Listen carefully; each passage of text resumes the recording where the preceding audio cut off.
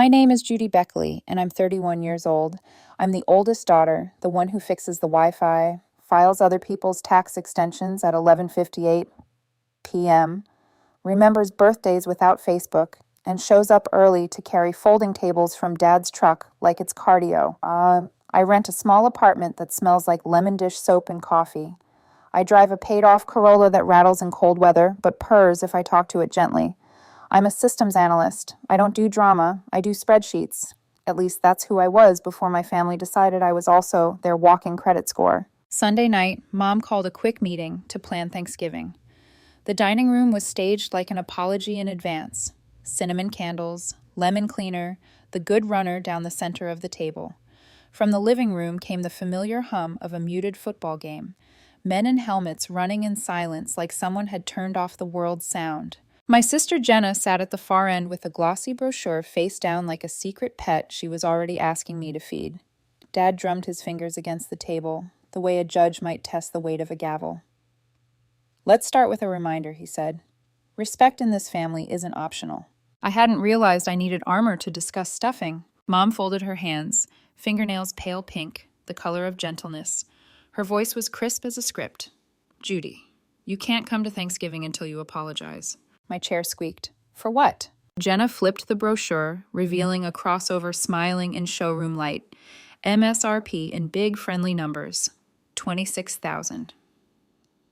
"All I needed was a cosign," she said, eyes soft and practiced.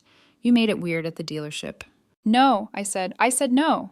"That's not very supportive," Mom murmured, like she was testing a knife against a tomato. Dad's jaw tightened. "Family helps family." "Family doesn't take someone's signature like a party favor," I said. My voice was steady, the kind of steady I've trained into it at work when servers go down and people panic. I felt heat rise up my neck anyway, that old heat from every time I'd been cast as the ungrateful one for not volunteering my wallet. Jenna sighed, sugar on the surface, salt underneath. "Since you won't step up, surprise. It's time you heard this." She looked around, making sure her audience was in place. "You were adopted." The room went still the way a screen freezes just before the plot twists. Mom's eyes slid away. Dad stared through me like I'd become a smudge on a window. Jenna watched my face for impact the way kids watch fireworks, waiting for the big one. I waited for the punch to land. It didn't. I found my voice in a cool pocket where fear hadn't reached yet. "Surprise accepted," I said. It came out calmer than it felt in my ribs. Jenna's smile twitched, as if the script hadn't included me being unbothered. "That's it? No meltdown?" "I have one later scheduled," I said, standing, "right after laundry." Mom's sigh was theatrical. "Judy, show some respect. We didn't want to tell you this way, but you forced our hand. You owe this family." "I owe you an apology for not signing a $26,000 loan?" "Got it." Dad leaned back. "So it's decided. Until you apologize, you stay home on Thanksgiving." The kitchen clock ticked too loud, as if the air itself was counting down to something. On TV, some slow-motion replay showed a player missing a catch he never had. I understood the metaphor more than I wanted to. Nobody noticed Grandpa until he was there, cardigan loose on his shoulders, eyes steady, the old detective who always sees where the story's going. He said nothing. He pressed a small worn envelope into my hand and closed my fingers around it with a gentle finality, a period at the end of a sentence. Then he patted my knuckles once and shuffled back down the hall as if he'd delivered exactly what he came to deliver and nothing else was required. I slipped the envelope into my jacket pocket. No one asked what it was. No one asked if I was okay. At the door, Jenna called brightly, sing-song, like a commercial. "Think about the loan, Jude. It's not even that much." I paused with my hand on the knob. "You think that because your name isn't on it." She rolled her eyes. "God, you're dramatic." I drove home with the windows cracked to let the November bite steady me. The envelope burned a silent hole in my pocket the whole way, like a small, warm animal. I didn't open it, not yet. I'm good with delayed gratification. It's how you survive in a family that wants instant yeses. My building's stairwell smelled like old carpet and someone's curry, and it felt like a cathedral. I set the envelope on my kitchen table beside a chipped mug and the bills I'd already budgeted for. I washed 2 dishes I hadn't dirtied. I fed my basil plant. I looked at the ceiling as if it could answer the question I didn't want to text anyone. What if love has late fees? When I finally slid my thumb under the flap, the paper inside was old and careful, like something saved for a long time. There were three things: a black and white baby photo of me, fists balled, mouth open, like I was already arguing my case. On the back, in Grandma Grace's blocky handwriting, Judy brought to us on purpose, a photocopy of an adoption decree with a tiny footprint stamped at the bottom. Not proof of where I came from, proof of who stepped forward when it counted. And a letter in Grandpa George's slow, patient print. Kiddo, if you're reading this, it means someone used the word adopted to hurt you. They're wrong. We chose you like a door we walked through with our eyes open. If your folks forget that, that's on them. Practical matters. There's a small CD at First Pioneer Bank in your name. We started it when you were 3. It's not the lottery, but it's real. I promised your grandma I'd tell you when the time was right. She said the time is when you need proof you're not crazy. The banker's name is on the back. He's decent. Use it for you. Not for emergencies that show up the same day as nails, lashes, or football tickets. Love, G. On the back of the letter, a name and a phone number in Grandpa's steady pen. Dale, First Pioneer. I didn't realize I was crying until a teardrop soaked the corner of the letter and a little ink bled like a secret being released. It wasn't the money. I didn't know how much was there. It was the line. Use it for you. In my family, for you was a language we didn't speak. My phone buzzed across the table, jittering like a nervous animal. A voicemail from Mom. We love you, but I have to protect Jenna from your hostility. She's the baby, Judy. 10 minutes later, Dad dropped a decree in the family group chat, the one ironically named Fam Jam. Reminder, Judy owes Jenna an apology before turkey. We vote on these things. No one had voted. They'd just decided. Aunt Maggie added a heart emoji as if that softened anything. Uncle Rich replied, let's keep it positive, which in my family means don't make us look at the bill. Jenna posted a meme, a cartoon turkey holding a sign, no jerks allowed, and tagged me. I typed 15 responses and deleted 17. Then I flipped my phone face down and put my palm on Grandpa's letter like it was a map, and I was making sure the paper stayed where the wind couldn't take it. I made tea, the sturdy kind, and let it steep until the steam looked like a spirit leaving a room. I thought about the ledger that lives in my email, the $2,200 furnace repair I put on my card just for a month when I was 24. The $980 for Jenna's last 2 classes so she could graduate on time from something she'd never use. The lease I co-signed because landlords are unfair, and the 2 months I paid because she forgot. The phone plan I kept her on, the streaming I shared, the cloud storage for her Etsy shop, the gym membership Dad never canceled but happily used. My yes was charity until I said no. Then my no was cruelty. I opened the photo again, held it up to the kitchen light. Even in gray, baby me looked stubborn. Chosen, Grandma had written. Chosen isn't a weapon, it's a vow. The kettle clicked off. My phone vibrated again. A second message pushed into the stack. A text from Lucas. You okay? My thumb hovered. I almost said I'm fine, that old auto reply. Then I typed. They uninvited me for not co-signing Jenna's car. Also, I'm adopted, apparently. Grandpa sent me proof. The dots popped up, then paused, as if he, too, had to choose the right door. I'm coming over, he wrote, bringing cinnamon rolls, not the canned kind. I smiled despite the tightness in my chest and typed back, you don't have to. Want to. 3 little words that didn't feel like a bill. Before he could arrive, I picked up the adoption decree and the letter and slid them into a plastic sleeve like I do with important documents at work. On the back of Grandpa's letter, the number Dale, First Pioneer, felt like a key I hadn't known I'd need. I didn't call, not yet. I set the sleeve on the table where the bills lived and the envelope had slept, a small altar to decision. Across the room, my basil plant leaned toward the window like it knew where the light was. I leaned the same way. By the time Lucas knocked, the cinnamon rolls were warm in their paper bag, and the cold on his coat made my kitchen smell like winter and sugar.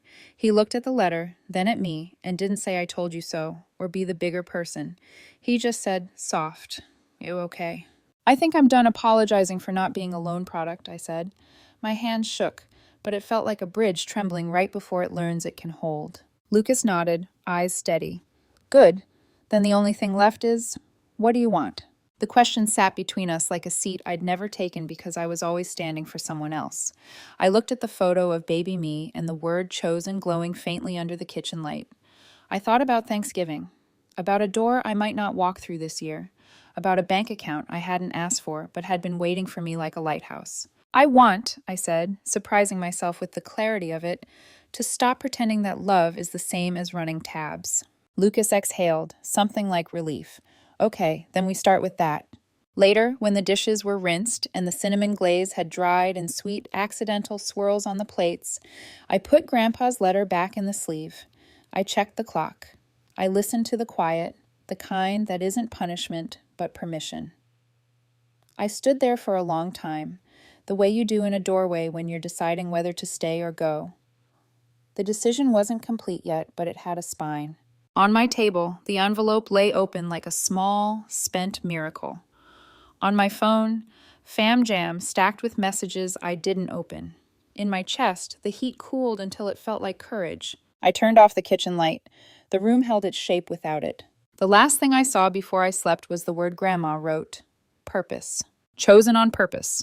And suddenly, I wanted a different kind of holiday. The next morning, the sunlight coming through my blinds was too honest. It didn't ask how I slept, it just illuminated the mess. My laptop open beside a half-eaten cinnamon roll, Grandpa's letter still on the table, and a sticky note that said, "Call Dale, first pioneer." I didn't call him, not yet. Instead, I opened my budgeting spreadsheet. The rows looked like years of unpaid gratitude. 2018, furnace repair, $2,200. We'll pay you back next month. 2019, Jenna's last 2 classes, $980. I swear this'll get me promoted. 2020, lease cosign, 2 missed payments. My credit hit, $1,400. 2021, Dad's truck tires, $600, emergency. 2022, Mom's temporary phone line on my plan. Every cell felt like a scar. I was staring at a history of quiet compliance, how I'd built a record of being the responsible one by funding everyone else's irresponsibility. I used to think helping them made me good. Now, it just made me tired. I texted Lucas on coffee later. He replied instantly. Always. Jenna posted a new selfie that afternoon, her grinning at the dealership, holding up car keys. Caption: Manifesting blessings. The comments section was a family roll call. Mom, proud of my baby girl. Dad, hard work pays off. Aunt Maggie, pretty and responsible. The word responsible nearly made me choke on my tea. 2 hours later, Dad sent me a voice message. His tone was all business. Your sister's already making payments, Judy. I don't see why you had to make such a scene. We raised you better than that. Scene. That word again. In this family, boundaries were always labeled as drama. I played the voicemail twice, then deleted it. That night, I found myself staring at the envelope again. Grandpa's letter was written in that patient way he had, like he'd taken 3 deep breaths between every sentence. He wasn't just talking about money. He was talking about permission. Use it for you. My therapist once told me that self-respect feels selfish at first. Maybe Grandpa had known that long before I did. I finally called Dale. He answered on the second ring. His voice was warm, textured like flannel. First Pioneer, this is Dale speaking. Hi, I said, my voice thinner than I expected. I'm Judy Beckley. My grandfather, George Hart. He mentioned your name. There was a pause, then a gentle chuckle. George's granddaughter? Well, I'll be. Haven't heard his laugh in a while. He used to come in every year around your birthday. Said, just topping off Judy's no guilt fund. The word sank in slowly. No guilt fund. We set an appointment for Thursday morning. Bring ID, he said. I promised I would. When I hung up, I stared at my reflection in the dark window. I didn't recognize the calm in my face. It wasn't happiness. It was detachment, the kind that comes when you stop trying to fix a hole that isn't yours to patch. The Fam Jam group chat lit up again that night. Mom, Judy, your sister invited her coworkers for Thanksgiving, so please don't make things awkward if you show up. Dad, you still owe her an apology. Family votes were unanimous. Jenna, GIF of a turkey dancing under confetti, captioned, No freeloaders. I didn't reply. Instead, I opened a new spreadsheet and titled it Things I Pay for That Aren't Mine. By the time I finished listing everything, I sat back in disbelief. There were 23 line items: streaming services, storage plans, memberships, subscriptions, phone add ons, even a delivery account I hadn't used in months. It was like watching a financial autopsy of my boundaries. I started canceling them, one by one. Each confirmation email that arrived felt like reclaiming a small piece of oxygen. The next evening, I told Lucas about the no guilt fund over dinner. He didn't interrupt. He just listened, tracing a finger along the rim of his glass. "So he really did all that," he said softly. "Every birthday?" "Yeah," I smiled faintly.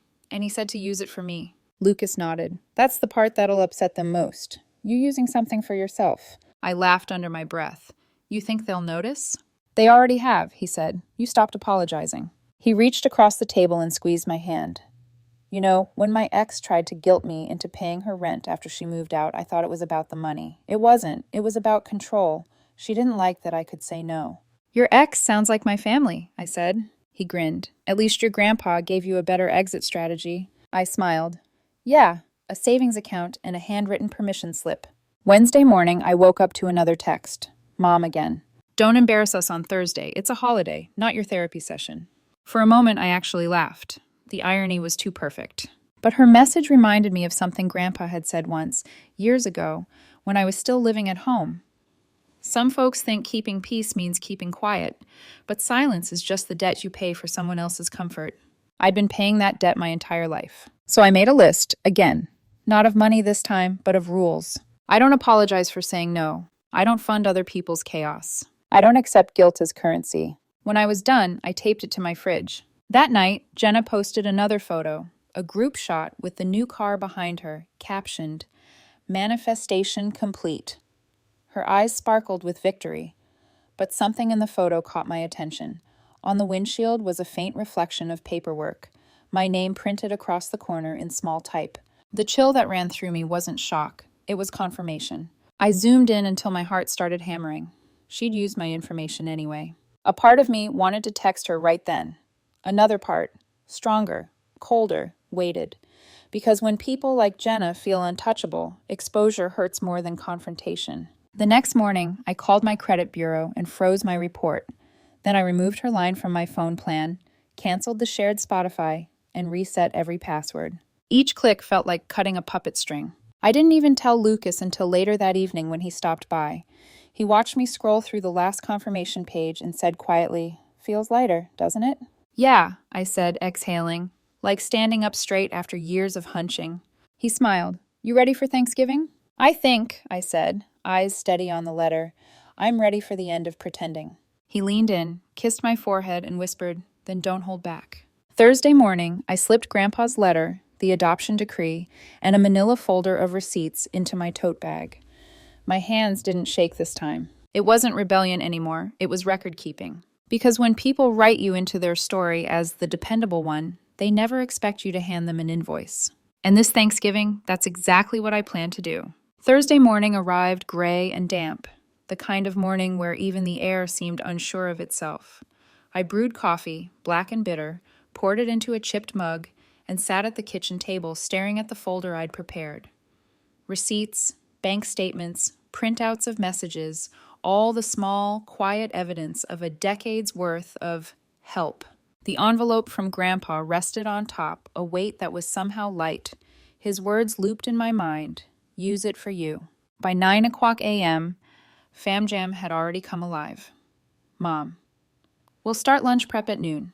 Judy, if you plan to be civil, you're welcome to stop by after 3. Dad, don't bring drama, just humility. Jenna, GIF of a turkey with sunglasses captioned, "No stress, just blessings." I stared at their messages. My thumb hovered over the keyboard before I finally typed, "Thanks for the reminder. I'll bring something better than dessert." Then I silenced the chat. Before heading out, I stopped by First Pioneer Bank. Dale greeted me with a smile that belonged to a man who knew both loss and patience. "George's granddaughter," he said, shaking my hand warmly. "He talked about you like you were the best investment he ever made." That almost undid me. He led me into a small office, all oak paneling and old carpet. A framed photo of a fishing trip hung crooked behind his desk. "Your grandpa called it your no-guilt fund." Dale pulled out a folder. Every year, right around your birthday, he'd come in, deposit a little, and tell me, just in case she forgets, she doesn't owe anybody her piece. I blinked fast, trying not to cry again. That sounds like him. He slid a statement across the desk. The number wasn't life-changing, but it was more than enough to feel real. Enough for first and last month's rent, a reliable car, or therapy for a whole year. Not a fortune, Dale said, but it's clean, no one else's name on it, yours alone. Just mine, I repeated, savoring the words. He leaned back, hands folded. He told me once, if they ever make her feel like she's the burden, remind her I did the math, she's the ledger in the black. And that hit me harder than I expected. I smiled weakly. He really said that? Every year, Dale said, like a ritual. When I left the bank, the air smelled different, like something had uncoiled in me. I wasn't free yet, but I was unhooking from the guilt one thread at a time. At home, I made one last adjustment. I removed every shared account. Spotify, gone. Phone plan, separated. Prime, canceled. Cloud storage, revoked. It felt ruthless. It also felt like breathing. For years, I'd been the invisible infrastructure of the family. Every convenience routed through my name, every problem fixed by my credit. Now the system was going offline. Within an hour, my phone buzzed nonstop. Mom, why did my Prime stop working? Dad, Judy, did you change the Wi-Fi password? Jenna, are you serious? You canceled Spotify? I didn't answer, not one message, because silence for once was strategy. Lucas dropped by that evening with takeout. He handed me a carton of sesame noodles and said, "So, you ready to go tomorrow?" "Ready," I said, though I'm not sure they'll be. He smiled. Then it's the perfect time. We ate on the couch, the sound of rain against the windows filling the quiet. After dinner, he looked at me with that gentle seriousness I'd learned to trust. What if they double down? What if they try to twist this back on you? Then I stop arguing, I said. You can't reason someone out of a story where they need you to be the villain. Lucas nodded slowly. You sound different, Judy. I feel different, I admitted. It's like I've been carrying their bills in my chest and just set them down. He laughed softly. So what's next? I looked at the folder on my coffee table. The receipts, screenshots, statements, all of it neatly organized like a case file. Tomorrow, I said, I'm collecting payment, not in money, in accountability. He raised his takeout box in a toast to overdue balances. I clinked mine against his and quiet rebellions. Later that night, I couldn't sleep. I kept thinking about Grandpa's line, "We chose you like a door we walk through with our eyes open." Maybe that's what boundaries were, doors you build yourself and decide who gets to knock. At 2:00 a.m., I opened my laptop and printed a document titled Financial Contributions, Beckley Household, 2015 to 2024. Each entry had receipts, transaction numbers, and payment notes. It was meticulous, cold, honest. Then, under it all, I added one line, emotional labor, unpaid, owed in respect, not refunds. I closed the folder, slid it into my bag, and whispered, Happy Thanksgiving. Friday morning, I woke to a string of missed calls. Mom, Dad, Jenna, even Aunt Maggie. The group chat was chaos. Jenna, seriously, I can't play music on my drive. You're being petty. Mom, this is childish, Judy. Your sister's car deal is falling through. She needs your help. Dad, if you cared about this family, you'd step up like we did for you. I laughed out loud at that. Step up? They'd never lifted me, just leaned harder. I typed one message and sent it to all of them. You've mistaken access for love. I'm adjusting both. Then I turned off notifications. I spent the morning cleaning my apartment. I folded laundry, wiped counters, watered the basil. Everything ordinary felt sacred again. When Lucas stopped by to check in, he handed me a thermos. Fuel for the showdown. Thanks, I said. You sure you don't want to come with me? He shook his head. They'll take my presence as sides. You don't need backup. You've already won the argument. They just don't know it yet. At noon, I slipped into a clean navy sweater, tied my hair back, and looked in the mirror. My reflection looked steady. Not fearless, but firm. I picked up the folder and Grandpa's letter. It was time to stop being their safety net and start being my own foundation. The next morning, my phone was a battlefield of missed calls. Mom, Dad, Jenna, 47 messages in total. Each one some variation of outrage dressed as concern. Mom, you humiliated us in front of the family. Dad, You've been brainwashed by that boyfriend of yours. Jenna, hope you're proud of yourself. I can't even go back to the dealership. They said the application was flagged. For a moment, I felt the old reflex, the urge to respond, to soothe, to fix what I didn't break. But then I remembered what Grandpa had said that night long ago. Some people will call you cruel for not drowning with them. So I put my phone on silent and made breakfast instead. 2 eggs, toast, and a quiet kitchen. No expectations, no performance, just peace. That afternoon, Grandpa called. "Coffee's on," he said simply. When I arrived, the smell of hazelnut drifted through his small house.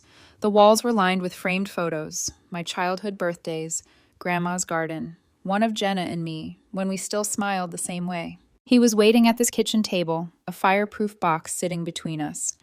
"She always wanted you to have this," he said, nodding toward it. I sat down carefully. "What is it?" "Grace's box," he said. "Recipes, photos, important papers, and a key." I lifted the lid. Inside were yellowed envelopes, old photographs, a pressed flower, and a small key taped to a note. "Safe deposit, 142B, First Pioneer." My chest tightened. "She saved all this for me?" He smiled faintly. "Your grandma knew your heart before you did. She said one day you'd stop mistaking guilt for love, and you'd need proof that someone saw you clearly." I brushed my thumb over the key. "I think that day was yesterday." He chuckled softly, but his breath caught halfway. For the first time, I noticed how fragile he looked, the way his cardigan swallowed him whole. "Grandpa," I said quietly, "are you okay?" He waved it off. "Don't you start mothering me. I've lived a good run. Just needed to see you stand up straight before I go." My throat tightened. "Don't talk like that." He gave a small, content smile. "Judy, you did good. You stopped the inheritance of guilt. That's the hardest curse to break in a family." Over the next week, I did things that had waited years for permission. I transferred the no guilt fund into a new account under my own name, filed identity protection reports, called the dealership to confirm Jenna's fraud had been logged, closed joint accounts my parents still borrowed. Then I booked an appointment with a therapist, not a banker, because even when you change the locks, the ghosts still know your address. A few days later, Jenna's name appeared on my screen. I let it go to voicemail. Her message was half fury, half desperation. "You've ruined my credit, Judy. The car deal's dead. I hope you're happy. Mom's crying. Dad says you're acting like a stranger. What happened to you?" I listened twice, then deleted it. What happened to me? I stopped being the family's insurance policy. That's what happened. On Saturday, Lucas and I hosted a small Friendsgiving at my apartment. My first Thanksgiving not spent under someone else's expectations.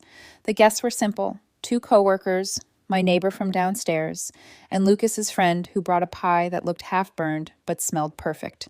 We ate at my small table, candles flickering, laughter unguarded. No one demanded an apology before dessert.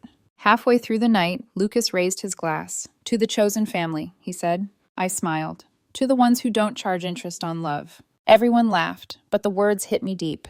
Later that night, after everyone had gone, I sat by the window with the fireproof box open on my lap. Inside, I found a folded letter I hadn't noticed before. Grandma Grace's handwriting, soft and slanted. "If you're reading this, it means George finally gave you the box. Good. You were always meant to have it. Families can confuse debt with devotion. Don't let them teach you that love means losing yourself.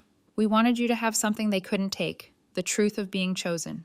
Keep it safe. Keep it quiet. Keep it yours." I folded the letter carefully, tears slipping down my cheek. Then I whispered into the dim light, "I will." The next morning, I went to the bank and opened safe deposit box 142B. Inside was a small envelope labeled "For Judy," when she's ready to stop apologizing. It contained a silver locket with Grandma's initials engraved inside, a photo of me as a baby in her arms, and a note that said, "You've been home all along." I closed the box slowly, heart swelling. For the first time in years, I didn't feel like I had to earn my place in anyone's story. Over the next few weeks, news trickled in through relatives' texts and gossip loops. Jenna's car deal had collapsed. Dad's credit card was declined at a hardware store. Mom stopped hosting Sunday dinners until things calmed down. The Beckley family storm had hit full circle. But this time, I wasn't standing in the rain. I was watching from inside, dry, warm, and unashamed. One evening, Lucas found me, sorting through the last of the papers. "You're smiling," he said, setting down a mug of tea. "I'm free," I said simply. And apparently that looks like smiling. He leaned in, resting his hand over mine. Your grandpa would be proud. He already told me, I said, eyes glinting, but hearing it twice doesn't hurt. Later that night, I logged into my online banking. The No Guilt Fund was now renamed under a single label, Freedom Account. Balance aside, it was never about money. It was about proof that I could stop inheriting everyone else's chaos. I closed the laptop and whispered to the empty room, I'm not their fixer anymore. And for the first time, that didn't sound like loss. It sounded like legacy. Winter came early that year. The trees turned brittle, the wind cut sharper, and the world outside my apartment grew quieter, like it was mirroring the peace I'd been learning to live with. It had been almost 2 months since Thanksgiving. The texts from my parents had slowed to a drizzle. The last one from Mom said, "We miss you, but you've changed." I stared at it for a long time before replying. That was the point. After that, nothing. Silence, finally, and it was beautiful. I spent the first real Saturday of my new life doing something painfully ordinary, grocery shopping. No frantic calls about someone's bill being due. No detours to fix Dad's printer or bring Jenna a charger because she forgot hers again. When I swiped my own card at checkout, I smiled at the simplicity of it. My groceries, my receipt, my life. That night, Lucas came over with Thai takeout. We ate cross-legged on the floor, surrounded by the smell of basil and garlic. He reached for my hand. Your birthday's coming up, he said. I know. Any plans? I hesitated, then grinned. Yeah, I'm taking Grandpa to the lake. He says he hasn't been in years. Lucas smiled. I like that. Me too, I said softly. Feels right to bring him somewhere peaceful. The lake was frozen the next week, a sheet of quiet glass. Grandpa wore his thick coat and the same old knit hat Grandma had made decades ago. We sat on a bench overlooking the icy water. The wind bit our cheeks, but neither of us cared. He handed me a thermos. Coffee. Still like it strong? Always, I said. For a long time we didn't speak. Just watched the sun fall in slow gold slants across the ice. Then he cleared his throat. I ever tell you about the last fight your grandma and I had? I smiled. No. She wanted to lend your father money for a new truck. I said no. She said I was being selfish. His chuckle was low and rough. Turns out we were both right. She was kind, and I was tired. But that fight taught me something. Sometimes love means letting people feel the consequences you've been protecting them from. I looked at him, eyes stinging. You think I did the right thing, walking away? He turned toward me, his gaze clear as the frozen water. I think you finally stopped walking toward the wrong people. After I dropped him off, I sat in my car for a long while, just breathing. For years, I'd believed strength meant carrying everything. But now, it felt like putting things down. When I got home, a small envelope was waiting in my mailbox. The handwriting stopped me cold. Grandpa's. My chest tightened as I opened it. Inside was a letter written weeks earlier, dated just before Thanksgiving. Kiddo, if you're reading this, it means I've said all I needed to in person. You were never the problem, Judy. You were the proof that doing the right thing doesn't need witnesses. Love's not a contract. It's not a ledger. It's the quiet knowledge that you're allowed to exist without owing anyone an explanation. When the noise fades, don't go looking for it again. That silence you'll hear, that's freedom. Love, G. I sat there on the floor, letter trembling in my hands, tears spilling freely this time. Silence wasn't emptiness. It was peace. The next few weeks passed in gentle rhythm. Therapy, work, dinner with friends. Jenna unfollowed me on social media. Mom stayed quiet, and Dad's name eventually stopped popping up on my screen altogether. One afternoon, I got a message from my cousin Lindsay. Hey, just wanted to say I get it now. They pulled the same stuff with me. Thanks for standing up when none of us did. I smiled. One ripple at a time, I thought. That's how change moves through a family. Quiet, inevitable, unstoppable. Spring crept in. The snow melted. The air softened. I drove back to the lake one morning, alone this time. The water was thawing, sunlight breaking across the surface like shards of gold. I sat on the same bench Grandpa and I had shared. In my pocket was his letter. I unfolded it, read it once more, then folded it again and whispered, "You were right." I watched the wind move across the lake, soft and slow. As I stood to leave, my phone buzzed, a text from Lucas. Lucas, miss you. Dinner tonight? Me. Always. Before heading back to the car, I looked over the water one last time. The reflection staring back at me wasn't the fixer or the provider or the guilt-drenched peacekeeper. It was just me, Judy Beckley. No longer the safety net, the foundation. That night, I logged into my bank app, checked the balance of my Freedom account, and smiled. Not because of the number, but because it was mine, clean, honest, and quiet. I closed the laptop, poured myself a glass of wine, and stood by the window watching the city lights flicker like tiny promises. Once, I thought peace would come from getting their approval. Now, I knew it came from keeping my own. The camera of life, if anyone were watching, would linger here, a woman at her window, wine in hand, the hum of freedom filling the silence where guilt used to live. I raised my glass softly, not in a toast, but in gratitude. To the quiet, I whispered, and to finally being heard, even when no one's listening. And for the first time in my life, that was enough.